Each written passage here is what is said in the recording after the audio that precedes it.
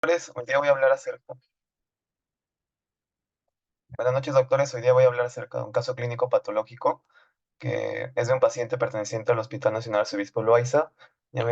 Como me conocen, soy médico residente de primer año de gastroenterología, César Quiñones Santa Cruz, y mi sede es Hospital Nacional Arzobispo Loaiza.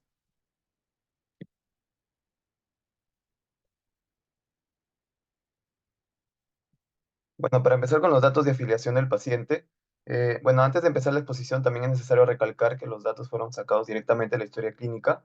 No he podido conversar con el paciente sobre ampliación de más datos. Entonces, el nombre tiene de iniciales RCP, es un paciente varón de sexo masculino de 46 años, procedente de Breña, Lima, ocupación conductor, religión cristiano, estado civil casado, grado de instrucción secundaria completa. Este paciente no ingresó por emergencia, sino por consulta externa de gastroenterología en diciembre de 2019. Antecedentes, tenemos que es un paciente que niega antecedentes de importancia, niega reacción adversa a medicamentos, antecedentes médicos, quirúrgicos, epidemiológicos. Asimismo, también se niegan hábitos nocivos como alcohol, tabaco. Y bueno, como antecedentes positivos de familia, solamente tenemos del padre que presenta diabetes tipo 2. Resto, niega otras patologías, ¿no? Con respecto al relato de la enfermedad, el paciente ingresa en diciembre del 2019 por consulta externa de gastroenterología y presenta 6 meses antes de su ingreso dolor a nivel de epigastrio tipo punzada, disensión abdominal, pirosis y eructos. Un mes antes de que acuda a consultorio refiere deposiciones negras tipo melena y 20 días antes del ingreso presenta malestar general, sensación de debilidad también general y cansancio. Es importante recalcar que el paciente presentaba pérdida de peso, sin embargo, en la historia clínica no cuantifican esta pérdida y tampoco mencionan el tiempo en que se perdió. Funciones biológicas, apetito conservado, diuresis conservada, deposiciones, los episodios que ha tenido previamente de heces negras, tipo melena, peso disminuido, no cuantificaba cuánto ni en cuánto tiempo lo perdió, y el sueño disminuido. Al examen físico se evidenciaban funciones vitales estables, con un peso en 88 y talla en 1,67 metros, con un IMC calculado en 31,6, siendo paciente con obesidad tipo 1. También evidenciaba en lo positivo con respecto al examen físico en la piel, palidez de una de tres cruces, y bueno, en el abdomen, ruidos hidráulicos presentes, blando depresible, con leve dolor a la palpación en epigastrio. No se evidenciaban masas, de acuerdo a la historia clínica, a la palpación, y bueno, el tacto rectal era negativo. El paciente en la evaluación estaba lúcido, orientado en tiempo, espacio y persona, con Glasgow 15 de 15. Bueno, para este punto, lo que se debe recalcar de la historia clínica es más que nada el episodio de melena que tenía el paciente y los síntomas gastrointestinales, ¿no? La melena es las deposiciones negras que se presentan, y bueno, y es una manifestación de hemorragia digestiva alta. Entonces, la hemorragia digestiva alta se clasifica por etiología en diferentes regiones, que puede ser a nivel de esófago, estómago, intestino delgado, proximal al ligamento de Treitz o ángulo de Treitz y causas diversas, ¿no? Y también se clasifica de acuerdo a si es una hemorragia digestiva alta de etiología varicial por varices gastroesofágicas, por ejemplo, los pacientes que tienen hipertensión portal y cirrosis hepática, y hemorragia digestiva alta no varicial, que incluye las enfermedades prevalentes como úlcera péptica, ¿no? Entonces, en este paciente, lo que se puede sospechar al inicio por la clínica es a nivel de esófago, varices esofágicas, los diferentes tipos de esofagitis, ya sea erosiva, infecciosa, inducida por medicamentos, malignidad también, síndrome de Mallory-Weiss e isquemia en el esófago. A nivel del estómago se puede evidenciar las principales causas que son úlcera péptica, malignidad gástrica también, varices gástricas, lesión de Diolafo y gastropatía hipertensiva portal. Y a nivel de intestino delgado, por ejemplo, en el duodeno tenemos úlcera duodenal y también neoplasias malignas de duodeno, ¿no? Y patologías diversas como se mencionan acá. Entonces, con este enfoque, con respecto a los exámenes auxiliares que evidenciaron en la historia clínica, no se daba tanta importancia al tema del exámenes de laboratorio, porque lo único positivo que pude haber visto es la hemoglobina, que como el paciente refería historia de sangrado, la hemoglobina estaba caída en más o menos valor de 8, pero no se evidenciaba alteraciones con respecto al resto de exámenes, ¿no? Entonces, lo que más se hacía eran procedimientos y exámenes de imágenes, que es lo que les voy a detallar a continuación. Entonces, el paciente ingresa en diciembre de 2019. No puede identificar la fecha de la primera cita en la historia clínica, pero para el día 19 fue que tuvo su primera endoscopía, ¿no? Con respecto al Hospital Loaiza.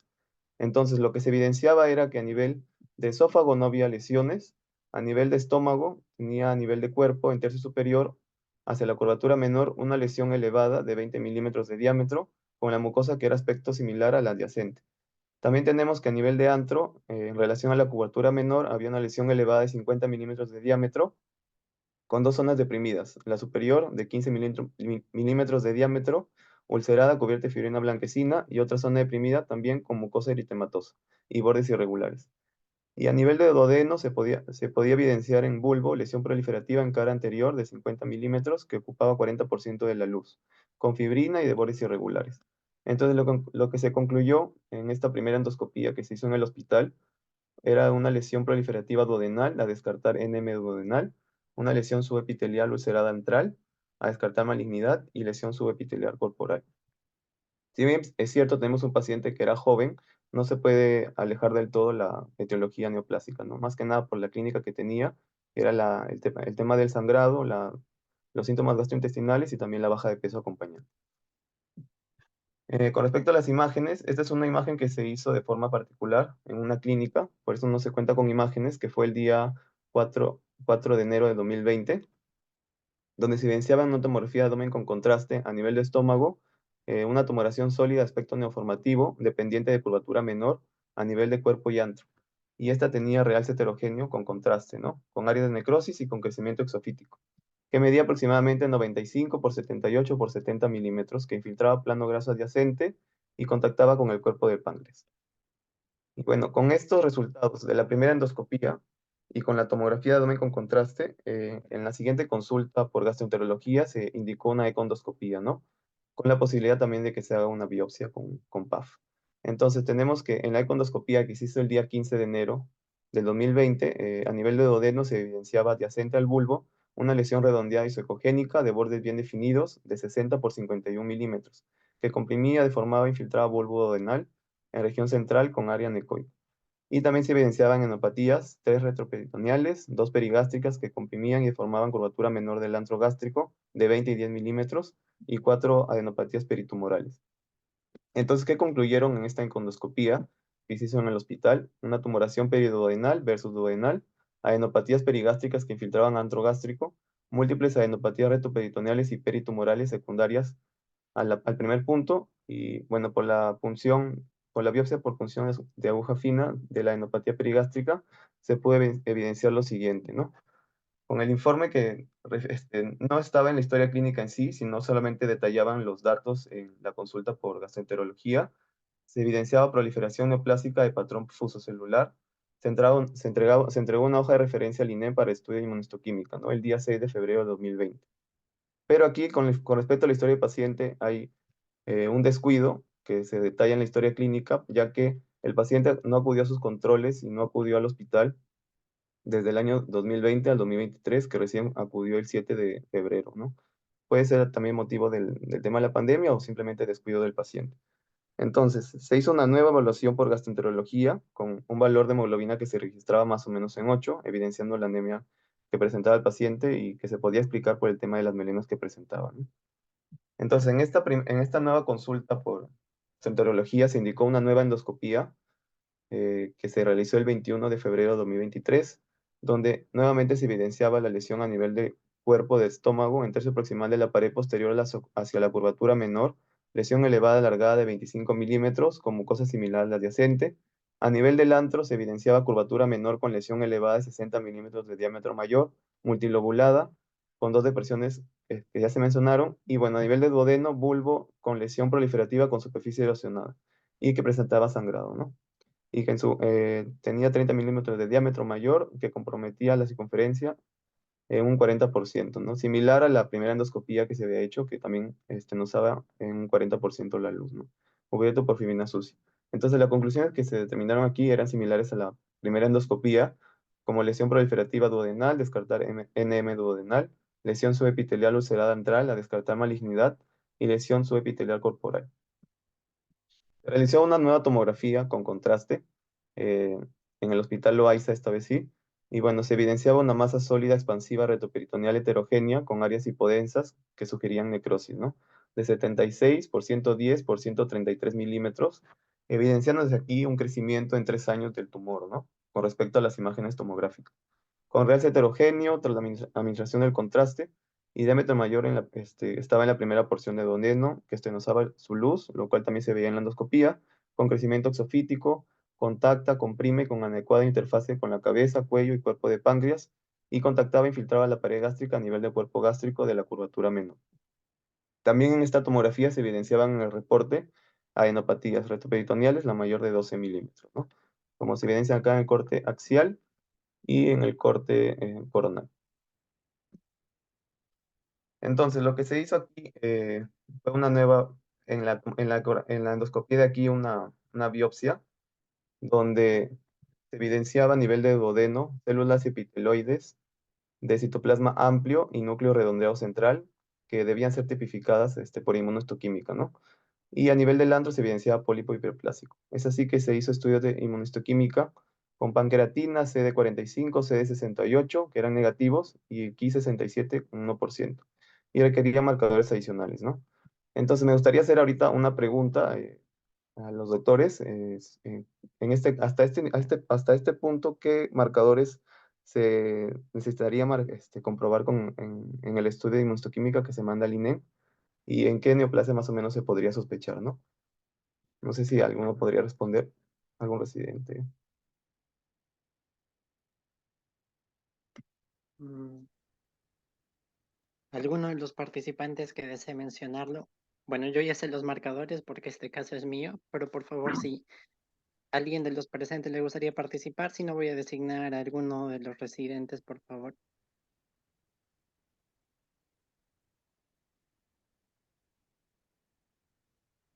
Designe Renzo. Ya. Mm, Doctor Hideki,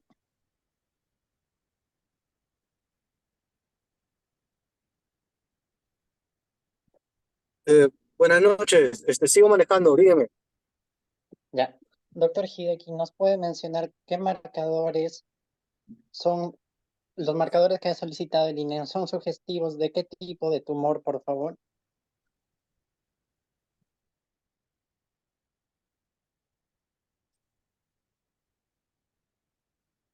Eh, a mí me parece que es de estirpe epitelial, pero exactamente qué tumor no sabría responderle, doctor.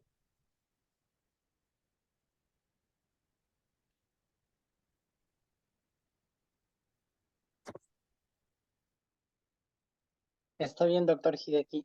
A ver, doctor César, por favor, aclárenos ese tema, por favor. Ya.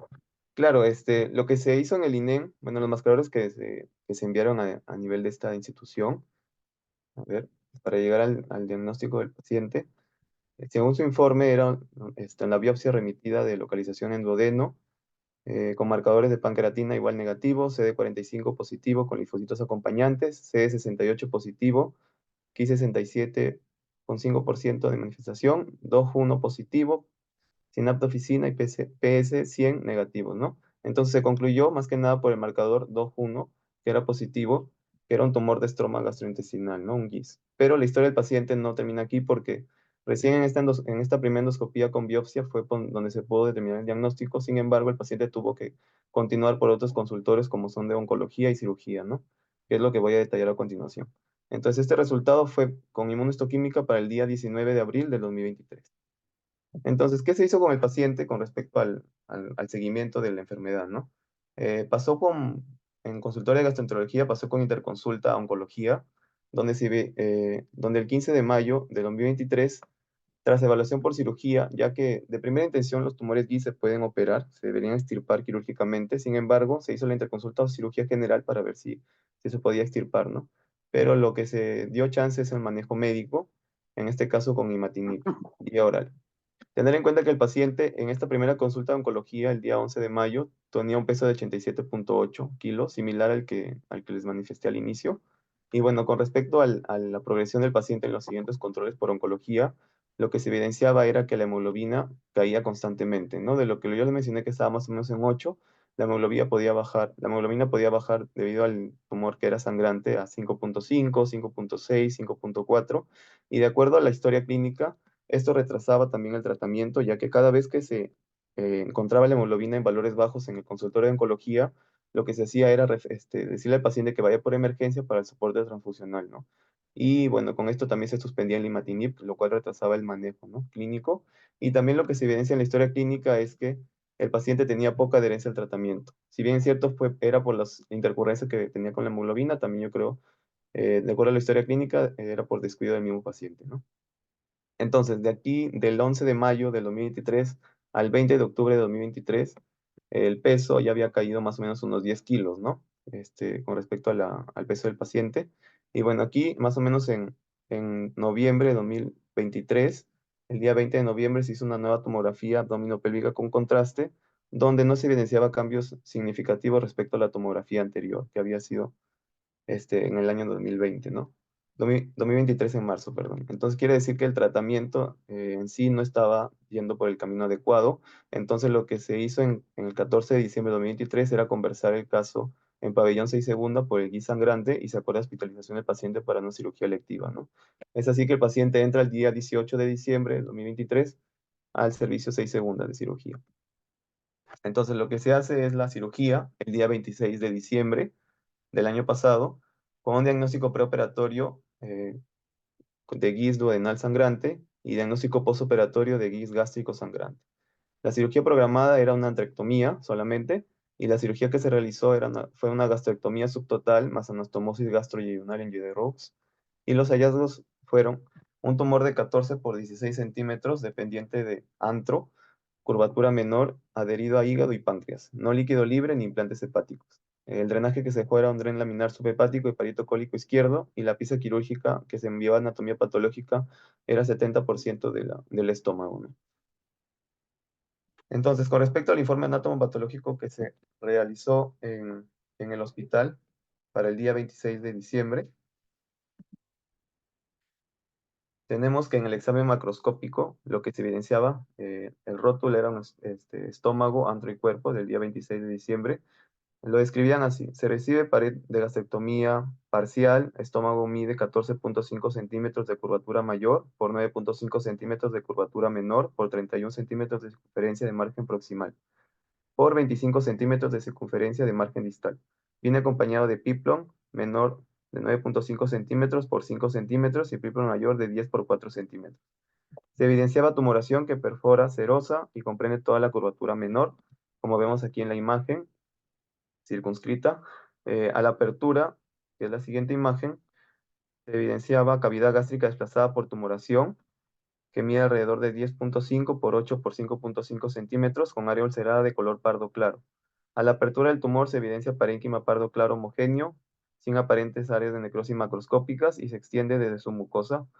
Tumor se encuentra a 3.5 milímetros de borde quirúrgico proximal y 1 centímetro del borde quirúrgico distal.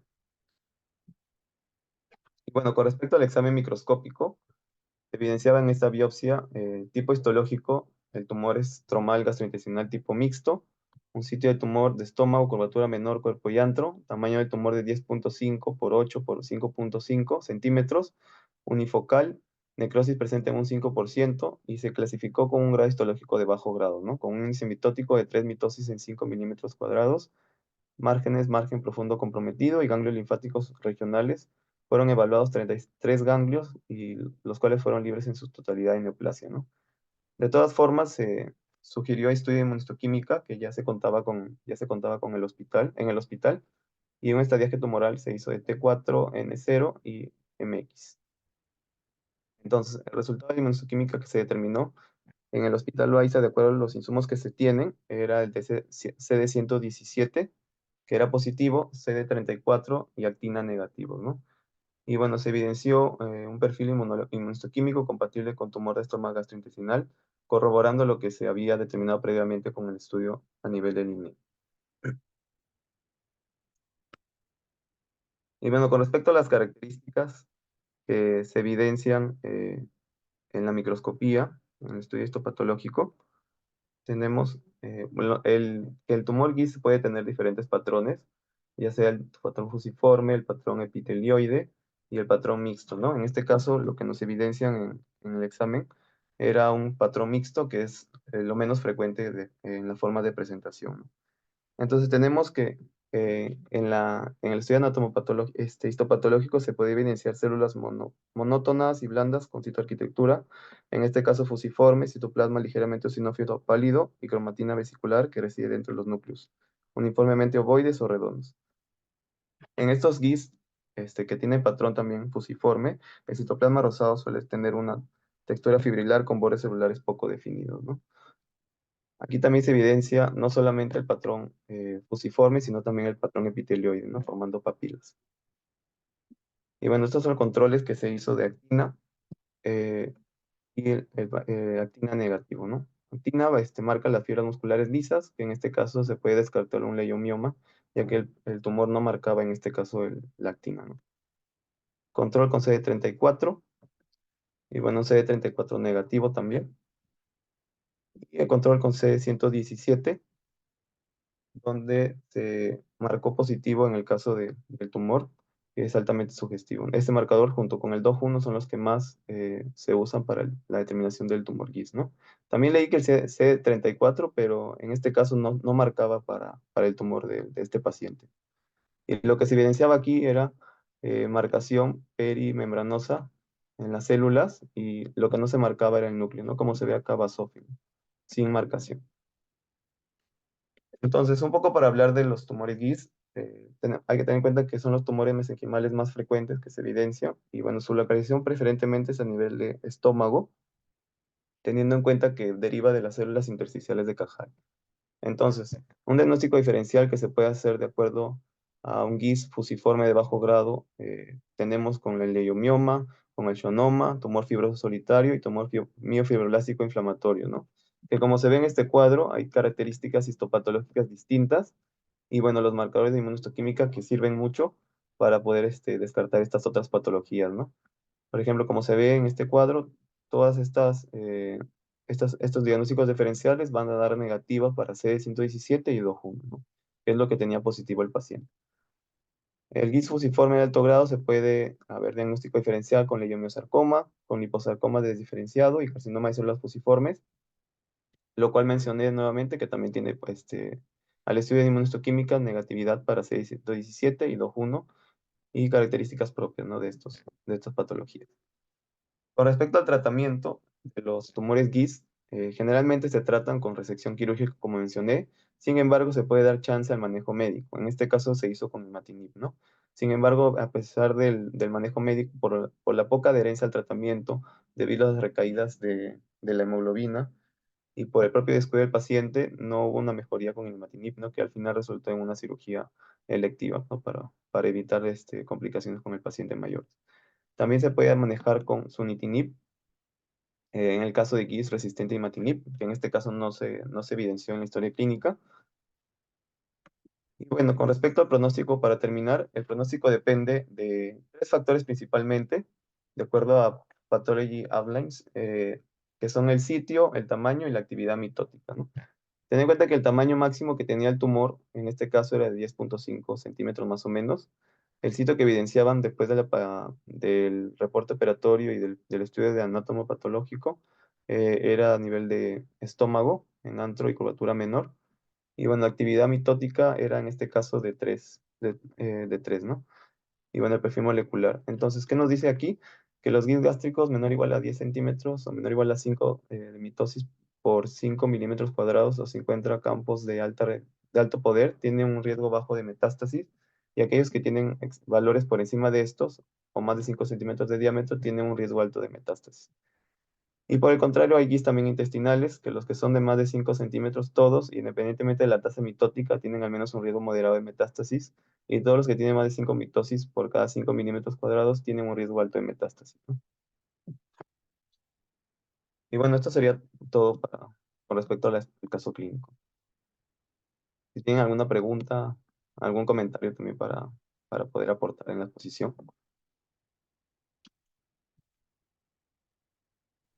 Sí, doctor, no sé si podría regresar al primer reporte histopatológico que hizo INE. Sí. A ver. Ah, no, no. Sí, es que ya, Ya. ya está. Bueno, evidentemente, ¿no? En INEM vieron que este tumor mesenquimal no tenía características comunes que generalmente se suelen ver, las células fusiformes y todo eso, y esa es la razón por la que le piden otros marcadores, porque ellos ven una neoplasia de células, como ellos dicen, epitelioides.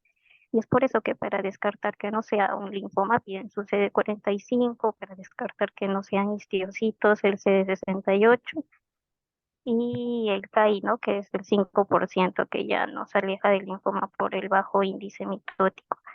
Y para suerte, ¿no? El 2-1 que salió positivo, que ya no se empuja más a una neoplasia mesenquimal. Otra característica más que mencionó en el relato de la historia son las características endoscópicas y de la macroscopía.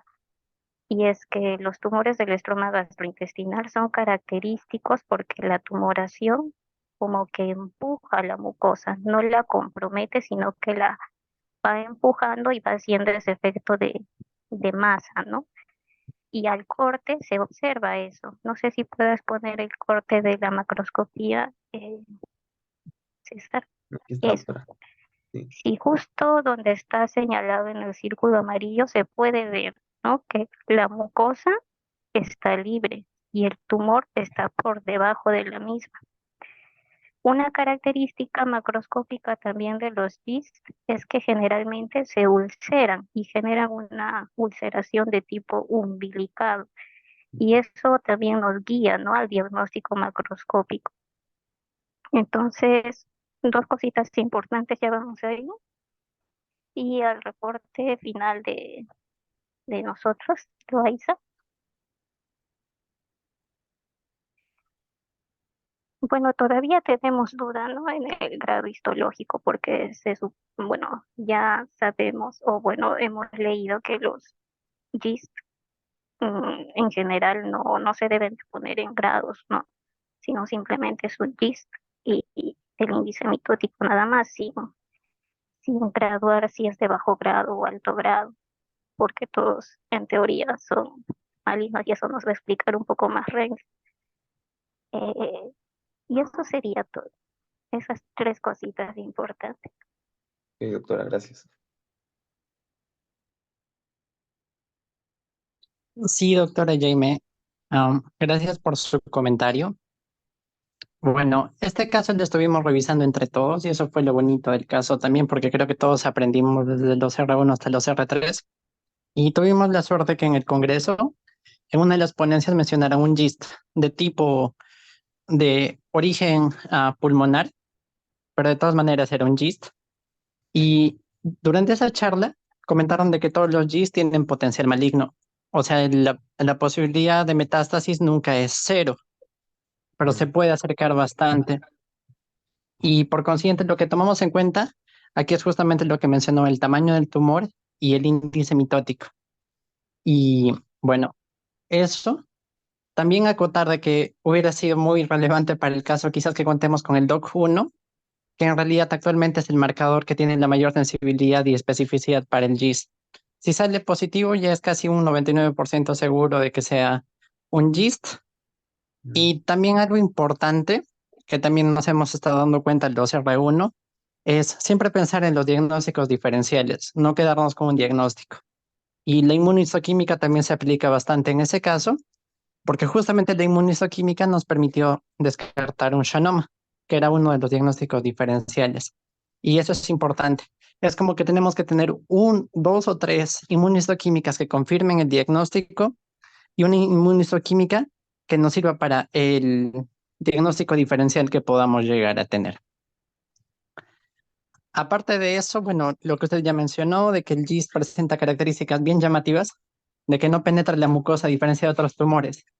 Y vimos de que la cavidad gástrica se encontraba encogida, mientras que otros tumores gástricos lo que observaríamos es de que perforan y penetran en las cuatro capas, o más bien al revés, incluso que el crecimiento es desde la mucosa para afuera. En este caso podemos ver de que el GIST se origina en una capa intermedia y por eso es esa disposición de células. Bueno, si alguien tuviera alguna acotación más que hacer y para poder finalizar con la sesión. Importante Claro, lo del marcaje del DOC1, porque justamente imatinib, que es el tratamiento bandera, ¿no? de estos GIST, va contra la vía del CKIT, y el CKIT es el DOC1. Entonces sí, pues se hubiera sido ideal eh, contar con el anticuerpo, ¿no?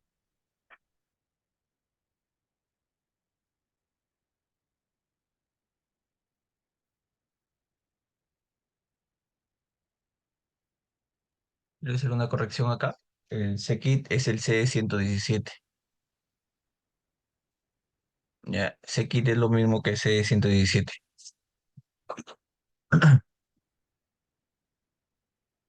Ya, entonces, sí está bien, muchachos. A ver, cuando tengamos estos tipos de casos, son tumores mesenquimales.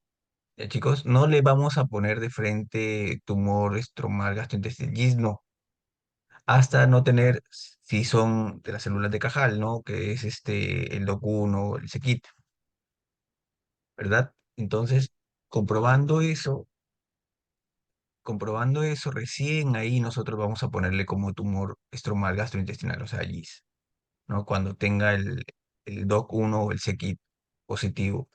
Entonces, la otro parámetro que también tenemos que valorar, ya lo mencionaba ustedes, es el tamaño y el índice mitótico. Nada más, ¿no? El grado histológico no se pone. Mm, Y bueno, excelente exposición. Muchas gracias, Madrid. Gracias, doctor. ¿Algún otro comentario, pregunta?